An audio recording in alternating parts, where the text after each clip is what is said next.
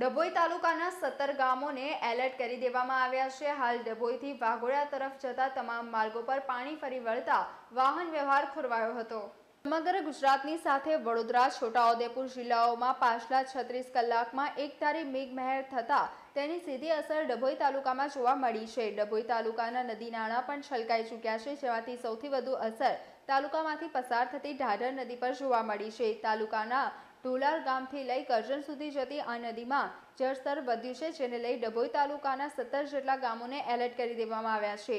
એટલું જ નહીં, ડભોઈ અને વાઘોડિયા તાલુકાના જોડતા તમામ માર્ગ પર પાણી ફરી વળતા હાલ વાહન વ્યવહાર બંધ કરી દેવામાં આવ્યો છે, જેના પરિણામે ડભોઈથી વાઘોડિયા જીઆઈડીસીમાં જતા સેંકડો નોકરિયાતો, વાઘોડિયા કોલેજમાં જતા વિદ્યાર્થીઓ, વ્યાપાર ધંધા અર્થે જતા વેપારીઓની રોડ પર આંટો આવવાનો વારો આવ્યો છે। વાસ્તવિકતા એ છે કે જો વૈકલ્પિક માર્ગ જોવા જઈએ તો આ તમામ લોકોને કપુરાઈ ચોકડી નેશનલ હાઈવે નંબર 48 પરથી ફરીને 55 થી 60 કિલોમીટરનો ફેરાવો કરવો પડે છે તેવી પરિસ્થિતિ છે।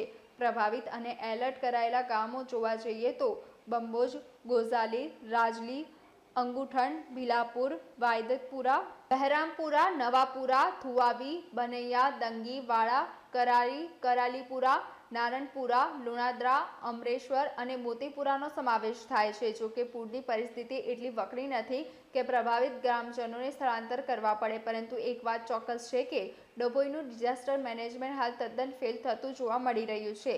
આવનારા દિવસોમાં જો પંચમહાલ જિલ્લાના દેવ ડેમમાંથી પાણી છોડવામાં આવે તો ડભોઈ પંથકની કેવી હાલત થાય એ તરફે ડિઝાસ્ટર મેનેજમેન્ટ દ્વારા કોઈપણ નક્કર પગલાં ભર્યા હોય તેમ જણાતું જ નથી।